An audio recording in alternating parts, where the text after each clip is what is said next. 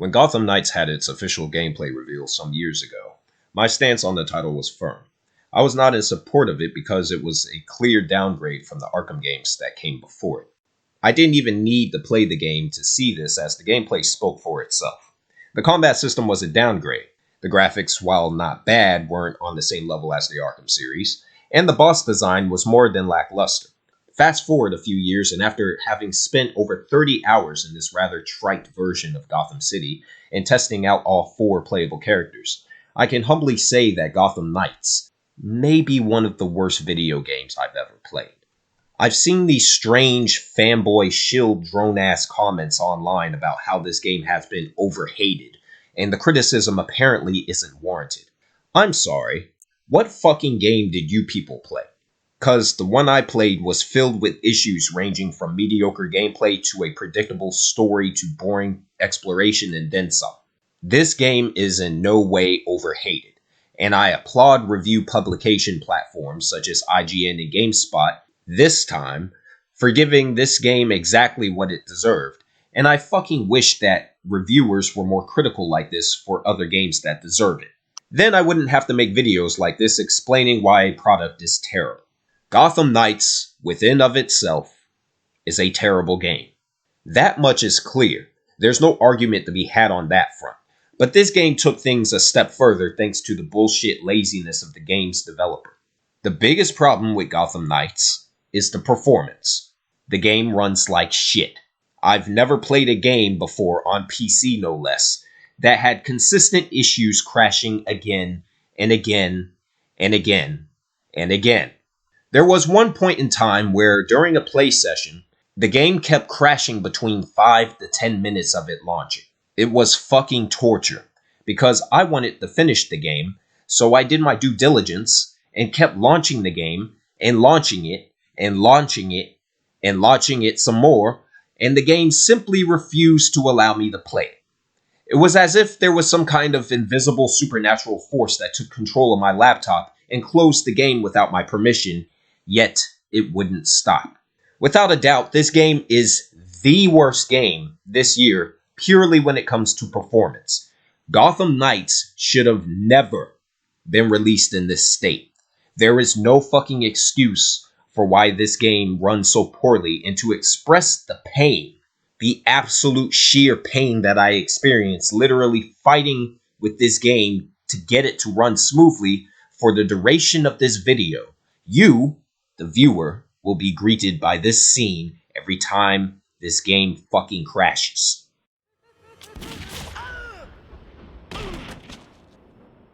That's not funny. That's not... When it comes to the performance of Gotham Knights, it's not just the fact that the game crashes randomly and consistently without warning. It's also the screen tearing. It's the frame rate drops. It's the choppy animations. Just pure laziness.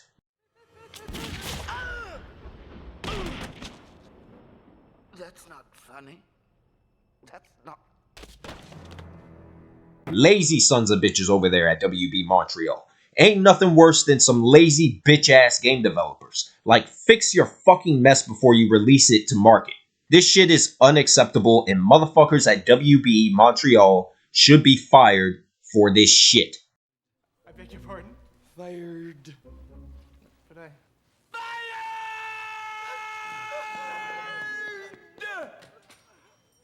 Even when you get past the performance, this is simply not a good game on any level. The combat system, Jesus Christ. I'm not fucking religious at all whatsoever, but I feel that we need to pray right now for the developers at WB Montreal, because this shit is embarrassing. This game was released to PS5 and PC, so it's not available on PS4 or any of the last gen platforms. So for those who don't have access to play the game, look at this shit and tell me what you think. Does this look like an upgrade from the Arkham series? Does this look like an improvement over what came before? Does this even look like it's on par with the Arkham franchise? Don't worry about it. I'll answer that question for you. Hell no. The combat system in this game is simply underdeveloped. That's the best way I can describe it, because that's what the problem with it is. The combat system is way too simplistic There's zero effort to include other contextual actions on the controller so the player isn't pressing the same fucking goddamn button over and over and over again. What's worse is that from a mechanical standpoint, it's not even fucking good. The movement is slow, the characters are sluggish to control to the extreme, the AI has been designed to hit you no matter how far away you are from their position, and the worst part is that they removed the fucking counter system from the Arkham series, which was clean and responsive to control. So why would you get rid of something like that? It makes no sense. It makes zero sense whatsoever. There's a counter system in the game, but it's a dodge-based reaction counter, and it's nowhere near as good as what was in the Arkham games. The point of this combat system is to fill a meter so you can pull off what's known as these momentum abilities. The issue with this is simple. It all comes down to one word: repetition. Mindless fucking repetition. You enter combat, you spam the attack button, which is one button, to fill up this meter, you dodge a bit, and when your meter reaches its first segment, you use one of the momentum abilities. Your meter depletes, and the process begins again. Rinse and repeat for hours. For the people that like this fucking game, you may have low standards, I don't. No, this isn't fun. No, this isn't engaging. No, this isn't properly designed. It's a fucking mess. Objectively speaking, the combat system is a fucking mess. Now, one could attempt to argue that, well, there are games that have combat systems mostly revolving around the player spamming one button in combat. You're absolutely right. The Souls games are designed this way. The Kingdom Hearts games are designed this way. The Arkham games are designed this way. And to that, I say it's a weak argument. The Souls games are based around watching what the AI does and reacting accordingly to their animations, which is emphasized. The Kingdom Hearts games involve spamming one button, but the movement is fluid, and controlling the characters is responsive. Not to mention, the newer games in the series have added new buttons and new mechanics to flesh out the combat system more than the previous entries. The Arkham games mostly uses one attack button, but there are numerous moves and gadgets that the player can utilize, and once again, the combat system is smooth to control. The characters move in a fluid manner, and the combat system is based on a rhythm. I call it rhythmic combat. There's nothing rhythmic or fluid or mentally engaging about the combat system in Gotham Knights, which is why it sucks. The characters in this game. They're generally written well, with several in-game cutscenes that can be manually triggered by the player, and these scenes flesh out the Bat family in satisfying ways. Actually controlling them, however, is a fucking chore. Without a doubt, Batgirl is the best character in this game. She's the most stable character to control, and she's the closest character that matches what it's like to play as Batman, being the only character in the game that can glide, although the gliding within of itself is nowhere near as well designed as the Arkham series. At least it's in there to some degree. Why Robin doesn't have this ability too, given he wears a cape and instead they gave him some stupid ass teleporting ability that makes no sense, is beyond me. The second best character is Nightwing, who is still clunky to control, but not as bad as another character I'm about to mention, and his flying glider thing that they gave him is fun to use. I'll give them credit there. Purely when it comes to traversal, Nightwing is the best character in the game. Robin is the third best character, but his teleportation ability kills any fun to be had with him in the open world. Lastly, Red Hood is fucking horrible. I have absolutely no idea what the fuck this developer was thinking with this character. Like, who was the fucking combat lead and lead animators on this project? They need to be fired for this shit. I beg your pardon? Fired. But I...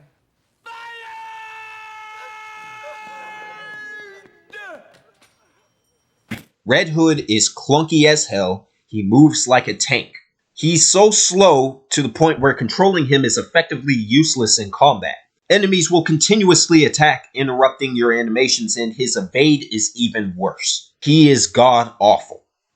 The only way to effectively play as Red Hood is to spam heavy attacks, where you hold down the attack button and spam grapples over and over again. It's actually a miracle that he became useful towards the tail end of the game, which I nearly didn't finish due to level gating with the game's stupid-ass RPG system with these 3 annoying bat things that are damage sponges with ridiculous health pools. Want to know how I beat them? I'll show you.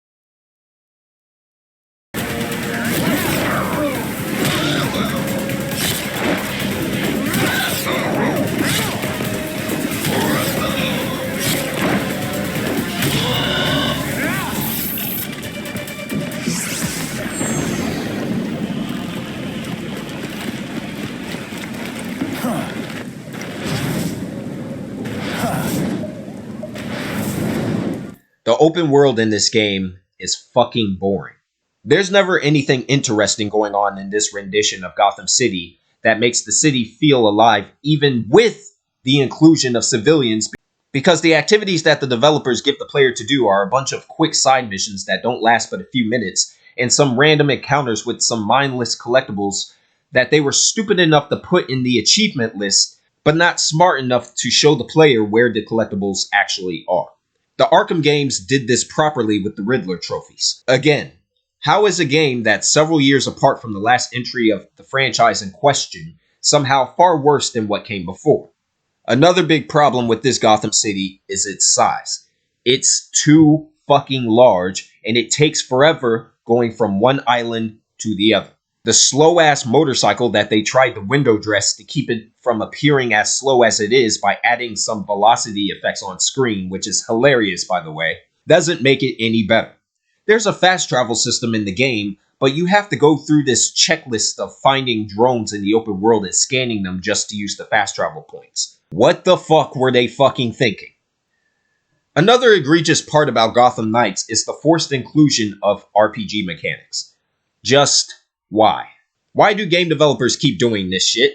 When RPG mechanics are forced into a game like this, it's a clear sign that the development team doesn't have a fucking clue of what they're doing and doesn't know where they want to take the project, so they take the easy way out and follow modern industry trends. All on one hand here. You have a crafting system in this game with mods and a bunch of salvage, and it's all level gated. Because of this, the game isn't based on skill. Instead, success is based on numbers and manipulating the RPG systems, which involves these fucking ugly-ass limited alternate costumes. Business, nigga. Man, come on now. Hey man, what the fuck is that? Hey, thank you, man. Man, quit kicking it, man. Come on, dog. Hey, but oh, say you hey, you fly. Hey, hey, hey, you fly. Stop the bullshit. Hey, hey, hey, you fly. For the bitches when you barely get it back. Hey, you fly.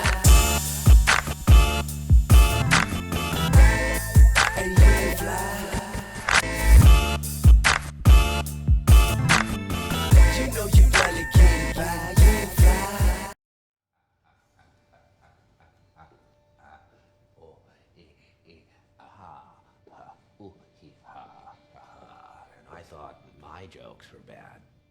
The story of Gotham Knights involves this group known as the Court of Owls, which was this major storyline in the Batman comics, but the Court of Owls in this game are rather drab. They're not very smart. You fight them over and over again throughout the game as random enemy variants, and they're not very engaging on either a gameplay or a thematic level in the story. To make things more unbearable, progression in this game is constantly locked off by forcing the player to perform these absurd tasks, which usually involves interrogating a member of one of the game's many gangs. The problem is that sometimes the fucking game simply will not spawn one of the gangs in the city itself for you to interrogate them, which forces you to fast travel back to the fucking Belfry, this Batcave-like hub area, and re-enter the open world to see if the side activities were reshuffled and the RNG works in your favor to include the gang faction that you need in order to make progress. It's fucking mind-numbing. And even when you tackle these activities, sometimes the game will not allow you to interrogate the AI, so you have to go to another random event with that same faction and try again. I haven't even mentioned the first 10 hours I wasted just to achieve knighthood, as they call it, quote-unquote, to unlock the character's traversal abilities. To explain it in a nutshell, imagine playing Batman Arkham City and you weren't allowed to glide until you completed 10 different side missions. It's ridiculous. The fuck were these motherfuckers on when they developed this shit? This fucking game is terrible. The last thing I want to mention before closing this video is this. I had another YouTuber, one with a similar subscriber count to mine, post a comment on one of my reviews from last year. After skimming through several of his videos, I decided that he was not smart enough to be on my platform, so I removed him from my platform. I won't mention his name here, but he also reviews games and uploaded a video of Gotham Knights claiming it's a Game of the Year contender. I haven't been on this guy's channel in a while, but recently I did watch that video, and I'm glad after watching it that I removed him from my platform last year. The stupid shit that I heard in that video was unbelievable. The things this guy was saying, and then proceeded to take a shit on other superhero games that are far above the quality of this fucking disaster. Games such as Marvel's Spider-Man and Spider-Man Miles Morales, games like Guardians of the Galaxy, games like those that are far superior in every way to what Gotham Knights is, which is a cheap, lesser quality version of the already abysmally awful Marvel's Avengers. This dude has over 1,000 subscribers, and idiots keep subscribing to his platform. I never talk about other channels, but YouTubers like this and clout-chasing YouTubers who make videos talking shit about smaller channels like mine, instead of going after the sellout channels with thousands of followers, are what make this platform dangerous, because it's these people that are effectively supporting and promoting mediocrity in the gaming industry and entertainment at large. On this channel, I believe in objectivity. When you buy a product either from the store or online, it's either a good product or it's a bad product. There is no middle ground. If you like Gotham Knights, you are objectively out of your fucking mind. And that's the nicest way I can put it. This game is objectively fucking terrible. It has numerous issues outside of its performance problems that cannot be fixed with some simple patches, and it aggravates me to see that the PC jackass race has now opted to give this garbage game good reviews, most of which don't even talk about the game or have any objective valid reasoning as to why they feel the way they do. Stop praising garbage in this industry. Stop doing it. The Batman Arkham games are far superior to this in every way, including WB Montreal's own Batman Arkham Origins. You want a good Batman game? Go play those. Regarding Gotham Knights, though, similar to Scorn, I've uninstalled it and won't go back to it. Not even after it's patched. It's not worth my time, and I won't waste any more time on it. I do not recommend this game whatsoever. I do not recommend anyone play this game whatsoever. Because objectively, it's a piece of shit. This I need to see.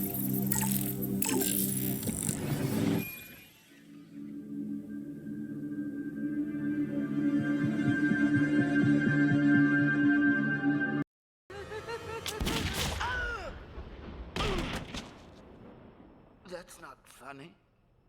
That's not